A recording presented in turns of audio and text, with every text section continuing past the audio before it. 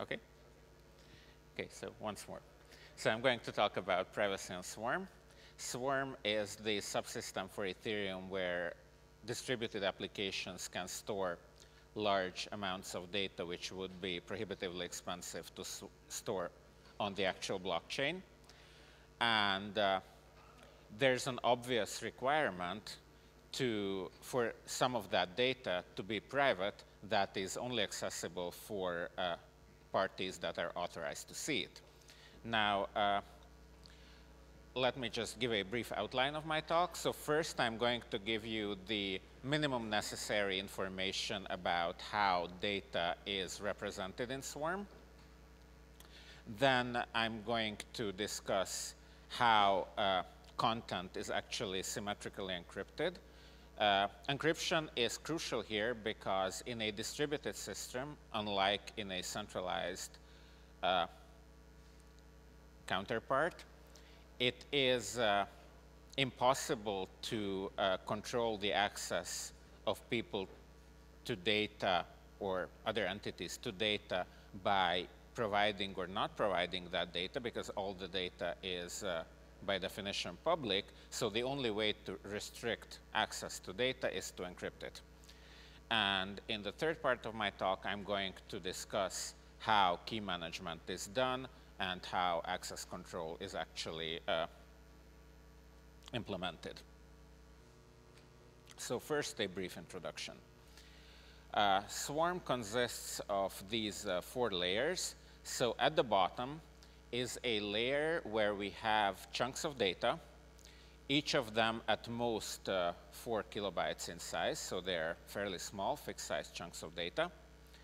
And the network only knows about this layer. So when Swarm nodes communicate with each other, all the communication happens in reference to these little chunks. Above that layer, we have a layer which represents big binary blobs, or potentially big binary blobs, which have an arbitrary length, well, whatever is expressible in 64 bits, and there's no metadata attached to it. So on this layer, every blob is identified by the hash of its root chunk, because these blobs are actually organized into a tree of chunks, which I'm going to show you a little bit later. And above this layer, we have a virtual content-addressed web server, which has all the typical metadata of web content, like content type, HTTP response status, and things like that.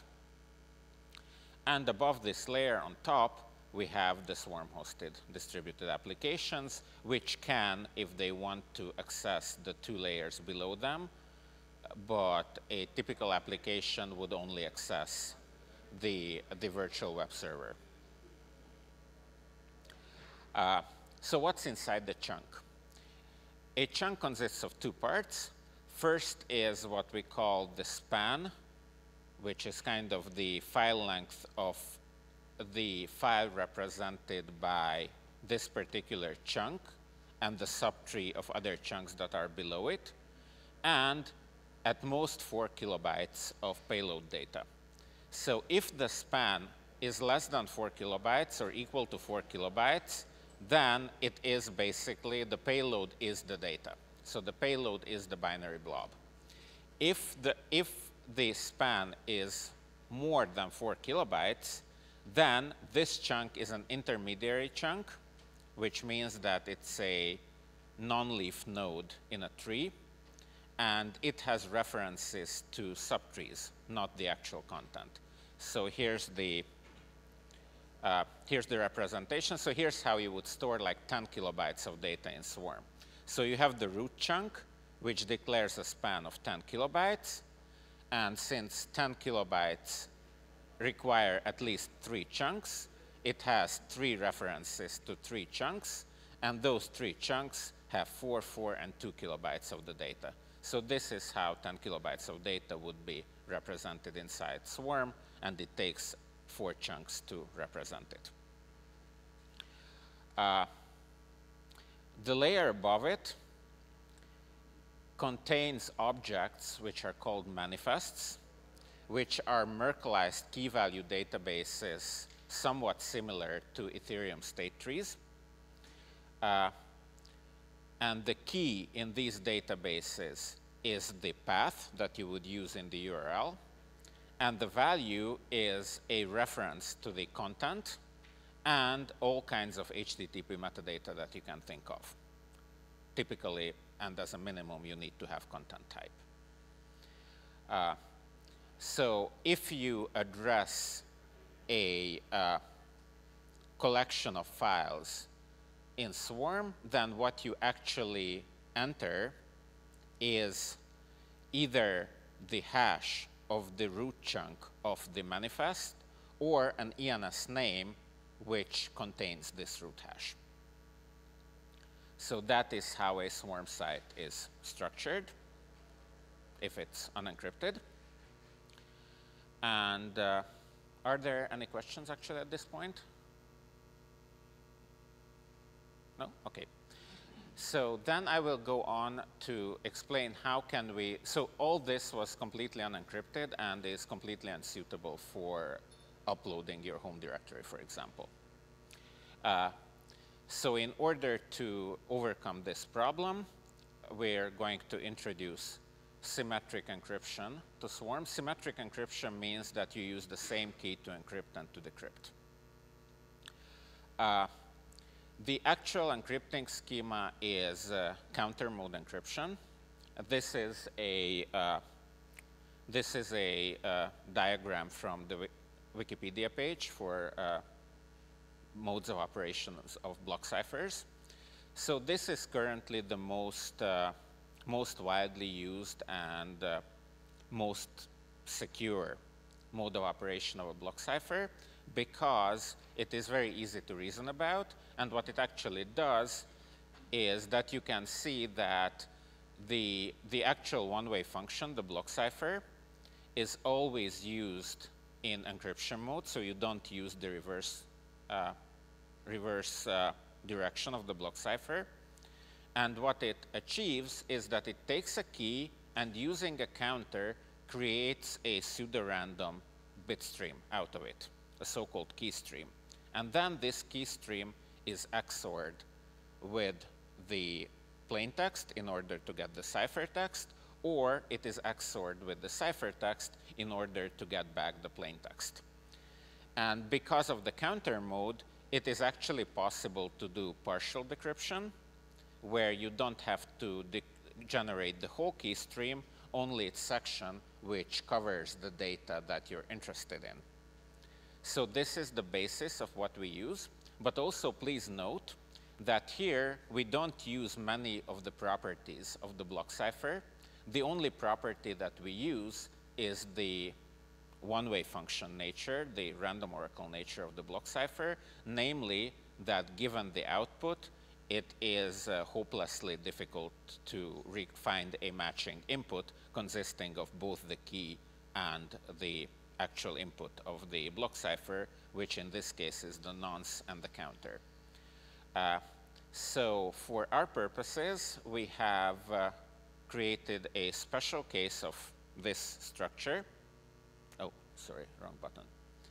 So instead of the block cipher, we use the SHA-3 hash function, and we use it twice. So what's the justification for this?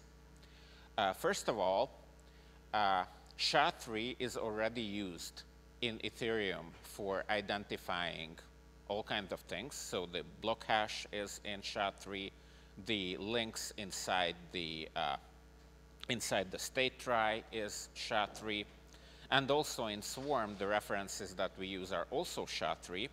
So basically, as long as SHA-3 is secure, those parts are secure. And if SHA-3 is broken, then it's broken anyway.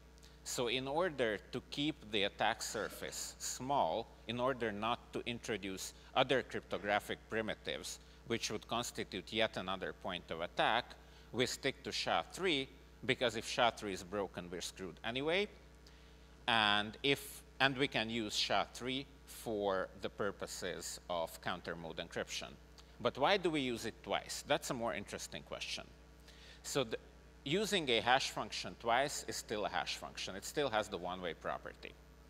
However, it gives us one extra opportunity that in linking encrypted data to the blockchain, and in particular to smart contracts, because it becomes possible to reveal that intermediate step, so the one that is between the two SHA-3 function calls.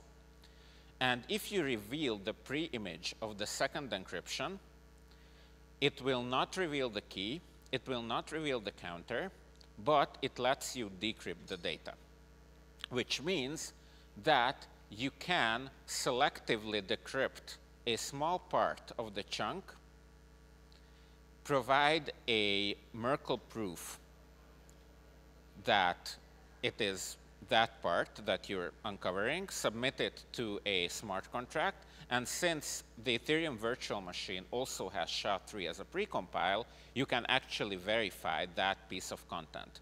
Now, those of you familiar with cryptography would immediately notice that this schema, this proposed construction, is vulnerable to what cryptographers call an existential forgery. Because if I reveal the wrong pre-image, not the actual one, I hash it, and then I XOR the result with the ciphertext, I will get some plaintext. And I can still claim that this was the original plaintext, and with this particular pre-image, I can produce this ciphertext, which is the encrypted content that's stored in Swarm. But existential forgery turns out to be not that much of a problem.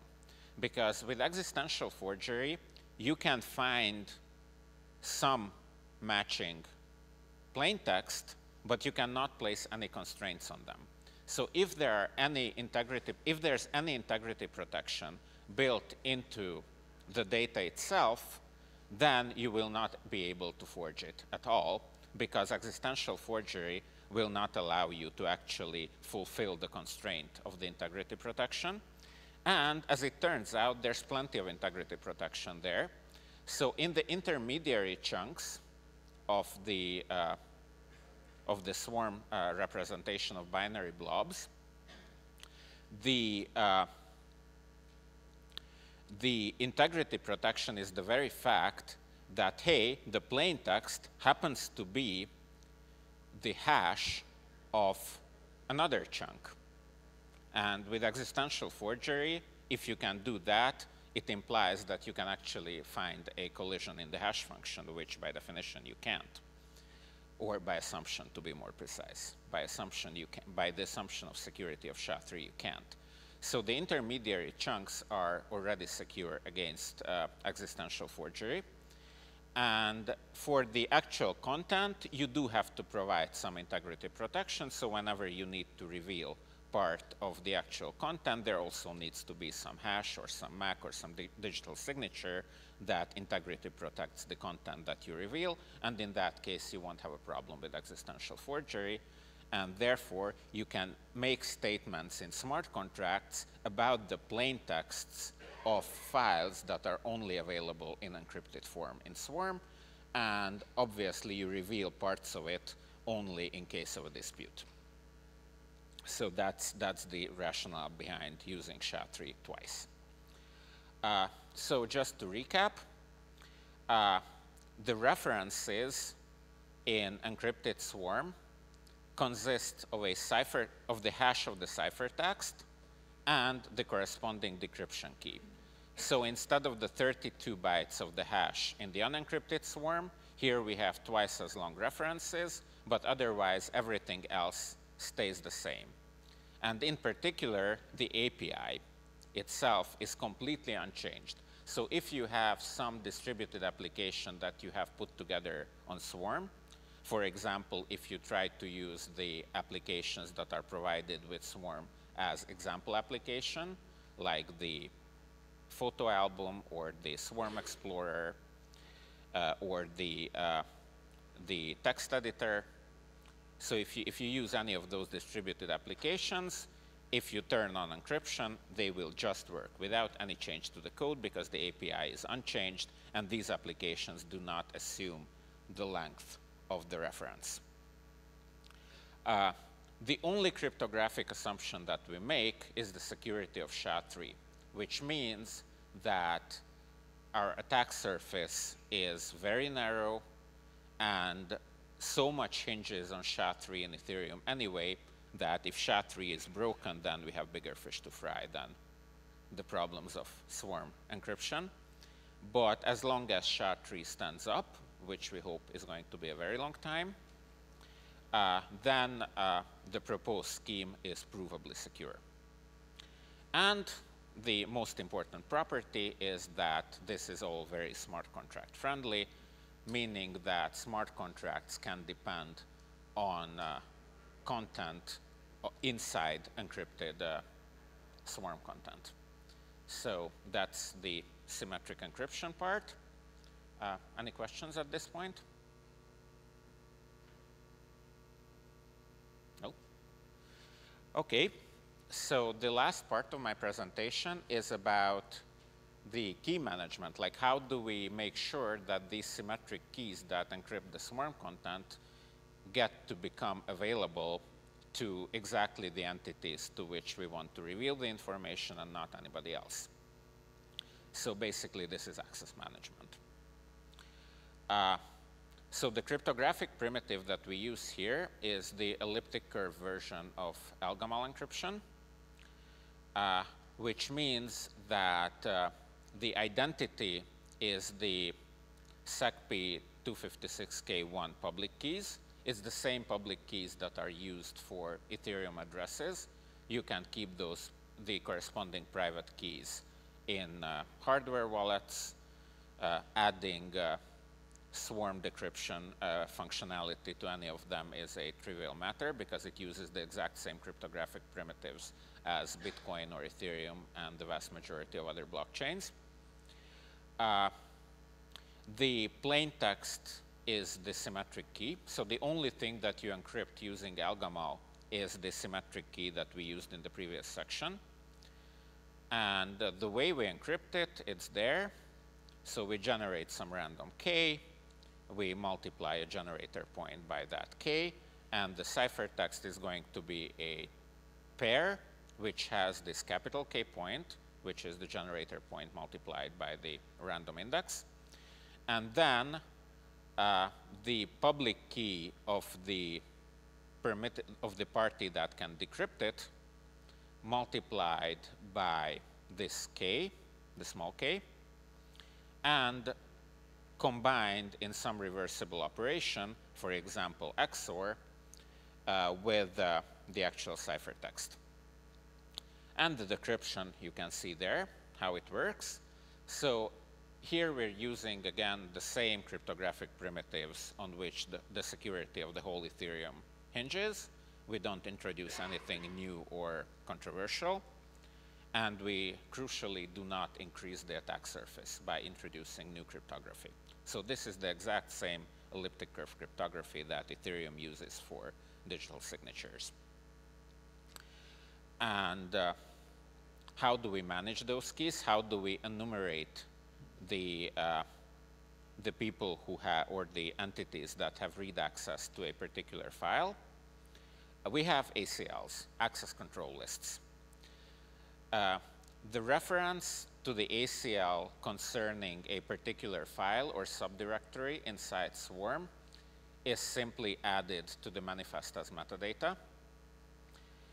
And what's inside this manifest is, and another piece of metadata added is the public key of the owner of the ACL. So the entity that has the power to modify the ACL, who has the permission to give and take permissions. And the ACL itself is, just like the manifest, a key value database. It's actually in the manifest format. It's exactly in the same format as the manifests in Swarm. And the key is a Diffie-Hellman shared secret of the owner of the manifest together with the public key of the permitted party. Why do we do this? We do this so that a party that can decrypt, that has access to a manifest, can very quickly retrieve the encrypted secret key. Moreover, a party that doesn't know whether or not they have access can very quickly check.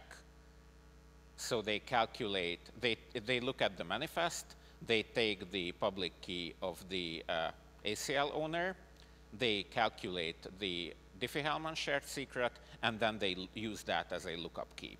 So they can very quickly check whether or not they have been granted permission to read.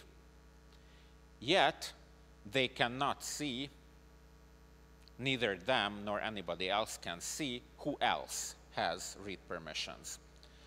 The only thing that is apparent from a ACL is a lower bound, sorry, an upper bound of how many members the ACL list has, because that's the length of the ACL, but the owner is perfectly justified to stuff it with a lot of garbage if he wants to keep it a secret how many actual entities have access to an encrypted entity, an encrypted file.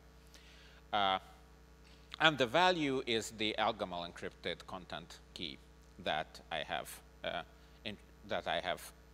shown in the previous slide. So you have this ACL. What you do is you look up whether or not you have permission to read this. If you do, then you decrypt the corresponding Algol encryption with your private key, and that gives you the symmetric key with which you can decrypt the swarm content. And so again, to summarize what it means to the end user, we're using hybrid encryption. So that means the asymmetric encryption of a symmetric key, and for everything else we use symmetric encryption, which means that large files and collections of files only need to be encrypted once. You don't have to re-encrypt them if you want to give read permission to yet another party. Modifying ACL requires a very small number of new chunks to be generated because it's basically modifying a Merkle structure.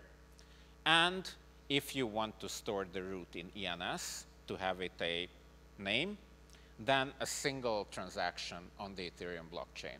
So each time you make modifications to the ACL, no matter how complicated those modifications are, you can completely change the scope of the audience to which your content is available. And yet, the only thing you need to do is update a single root hash inside ENS, a single transaction to the Ethereum blockchain. So it's very cheap. So read access in this distributed model equals ownership of the key and the ability, therefore, to decrypt encrypted content. And write access is simply your permission to modify the corresponding record in the ENS resolver. So it is governed by the smart contract that is registered as the resolver for that particular ENS name. So that's how it works. So thank you very much, and I'm open for the Q&A session.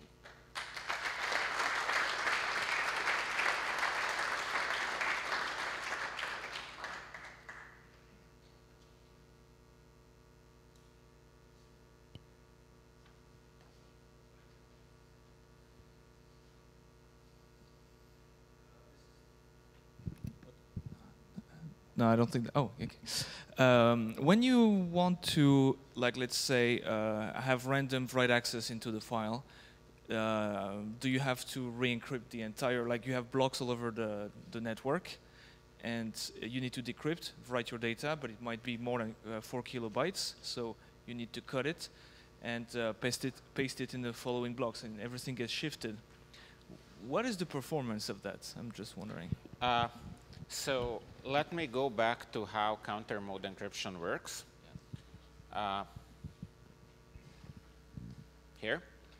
So if you just change data and don't move data, like don't insert and don't remove, then you only need to modify the corresponding chunks. and also walk all the way up the Merkle tree to the root, which is a logarithmic number of chunks that you need to modify, which is a small number. And you also need to calculate a logarithmic number of hashes and update one root hash in the end in ENS. So any modifications that doesn't involve actually changing the distance between information within the file, so which is just overwriting, is very cheap. It's actually so cheap that we already have a fuse integration within Swarm, so you can actually mount a Swarm collection and have POSIX level file access to an encrypted or non-encrypted Swarm volume and change stuff within it. So that thing is cheap. If you need to insert stuff or remove stuff, that's expensive, but that's expensive not because of the encryption, that's expensive because how this whole thing is organized, and that is assumed to be expensive in POSIX as well. So whenever you have any data manipulation model that can live on top of a POSIX file system, you can also have it on top of Swarm, because what is assumed to be cheap in POSIX file model, it's also cheap in Swarm, if that answers your question. Yep, do we have a question there?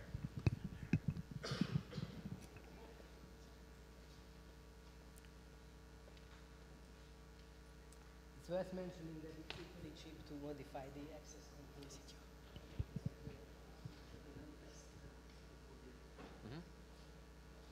So is there a part in this scheme where you overcame the malleability of Elgamal encryption? For it's greatly not advised to use Elgamal in public crypto systems because of this malleability. If I capture you a message encrypting something, I can create another ciphertext of my message under your key, and this could lead to decrypt your storage on a public network. So Elgamal by define is homomorphic and malleable. Thus, it's not used in systems where I can see your encrypted messages. Okay, so this is a somewhat involved topic, so let's go back Okay. here. It's a good question, though. I like it.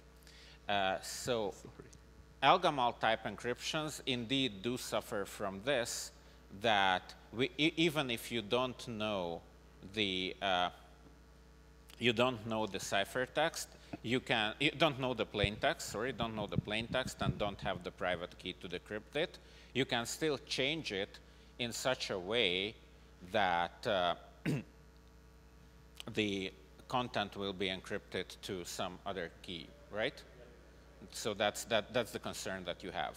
Now, you can change it means that you can insert somewhere what you have changed. But as you can see, the ACL list itself is integrity protected. So this is not a communication protocol. This is a storage protocol, which means that you can eavesdrop on it, but you cannot insert messages because the whole thing is integrity protected through a chain of hashes that is rooted in the blockchain.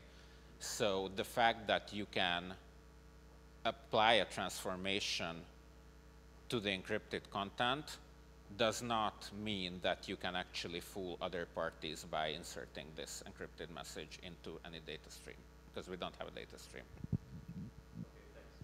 You're welcome. Yep. In principle, it would be easy to check the owner of the access control list as the same as the owner of the ENS, because the owner of the ENS can also be like a private key Ethereum address. Is there any reason why you want to have an extra layer in between to have a manifest, or can that be the same? Or would you, in other words, would you recommend that if you encrypt a site, then you use a different public key than what you have for ENS? Well, there's one. So I would like to leave this this degree of freedom open. So I do not want to hard link the public key of the access control list to the public key of the owner of the ENS entry. So I would like to allow for these two things to be different, because the key, the shared secret that you compute between between two known public keys, even though you cannot reproduce it, you can recognize it. Which means that if you always use the same public key for access control lists, and you give permission to the same entities in different access control lists, you can, so this information that it's the same entity that has access to these different files is revealed, it is leaked. So actually I would treat the public-private key pair of an access control list as somewhat of a ephemeral encryption. So if you really care about not revealing any information, then you don't reuse that key for different access control lists. Because if you give permission to the same entities, you would have the same key in both ACLs, and you might want to avoid that. So that's why I don't insist on those two keys being the same, and I actually do recommend them to be different.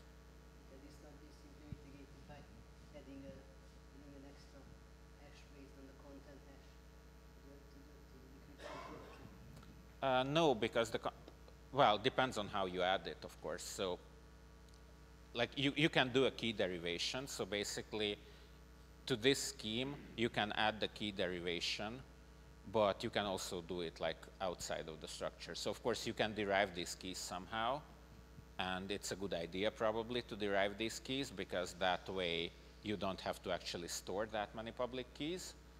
But even if you're deriving those keys, it is good practice to actually have different keys there, even if they're derived from the same seed. Okay. There's a question up there.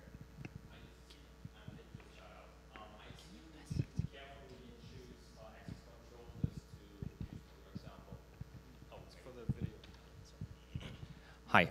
I assume you used access control list carefully, or you choose it carefully.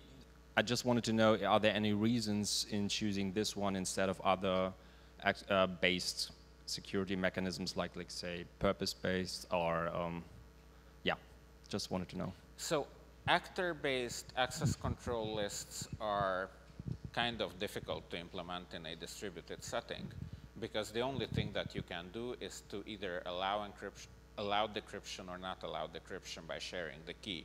You cannot withhold information, because the information is there, it's accessible. So you cannot say that, hey, you're not authorized because of this complicated set of criteria, therefore I'm not giving you that information. You can do that on a centralized entity, but you cannot do that on a decentralized network. So the only thing that you can do is to encrypt, and if the only thing you can do is to encrypt, then basically your only reasonable option is to turn your access control lists into lists of public key encrypted secret keys.